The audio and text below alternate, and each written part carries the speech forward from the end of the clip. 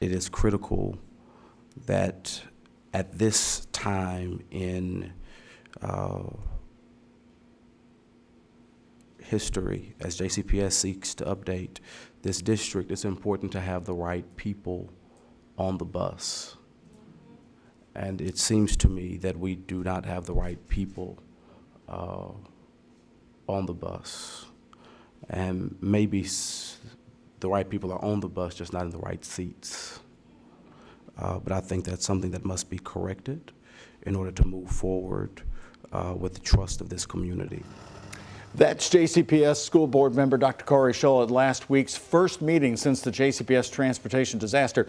He was the only board member that night to suggest consequences for those involved in the plan that did not work, as the last elementary and middle schoolers were dropped off at 7:43 p.m. Hundreds of parents telling us that, too, on Friday is a failure. We want to welcome Dr. Shull back to WHAS 11 to talk about how the return home is going tonight. We'll get to your comments there from the school board meeting in just a minute, but first, what are you learning about tonight? We just had our live reporters telling us some kids are being dropped off early at their bus stops. Right, and so the district is taking great pains to ensure that we get every child home and hopefully get children home at a decent time. We do know that on Friday, schools dismissed a bit earlier in order to make sure that they were able to practice with children getting on the buses and to ensure that all children were loaded onto the buses at the precise time that they were supposed to be leaving the building, to be leaving the actual premises of the school campus and to begin those routes. You're a parent. When you saw that 7:43 drop-off time on Friday, what went through your mind? The school board called called it a success and that it was an improvement, but parents weren't buying it. We heard from hundreds of them. It was an improvement from the first day of schools. It is certainly not the success, the level of success that we hope to achieve. And so I think the district every day is increasing its proficiency at those bus routes. I know that in a few days we'll begin to trim bus stops that don't have children on them, which will hopefully get children home about 15 to 30 minutes earlier. And so the district is continuing to improve. What's your tolerance for the drop-off times? I mean, how late is too late? I mean, what do you want to see tonight?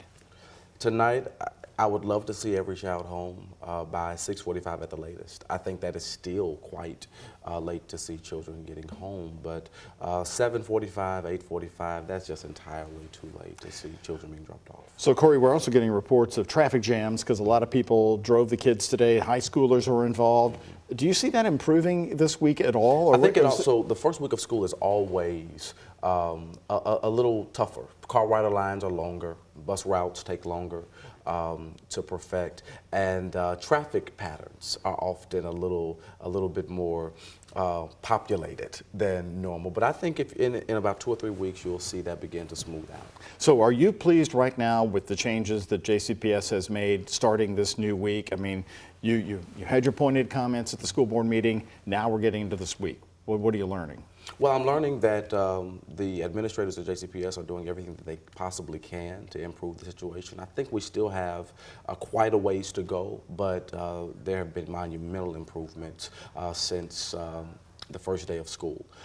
One of those improvements is a new GPS system for bus drivers, which is going a long way in aiding bus drivers in learning these new routes. Also, we have buddies with drivers on buses, and that is also a great improvement for this transportation situation.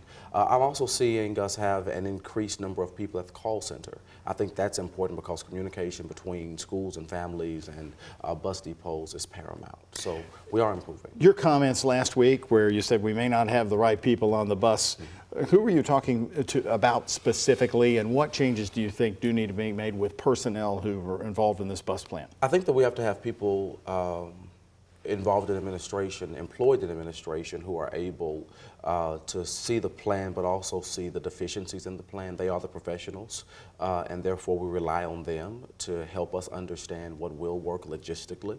No one on that board does logistics. No one does routing.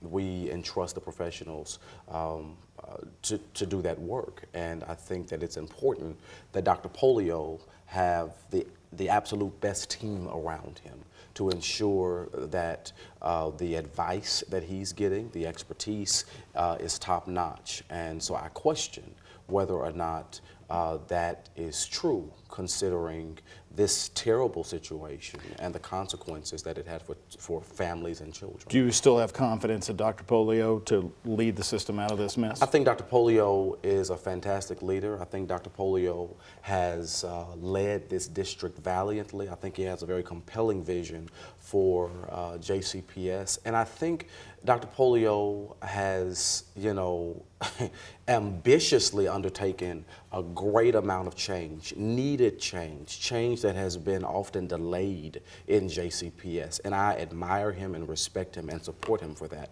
But I think it's imperative that his team support him and that he has the absolute best minds on that team. And when members of the team cannot uphold their position on the team, I think that Dr. Polio has to make some hard decisions. All right, Dr. Corrie Shull, once again, thank you for coming in. We always appreciate your perspective and telling us like it is at this hour. Thank you.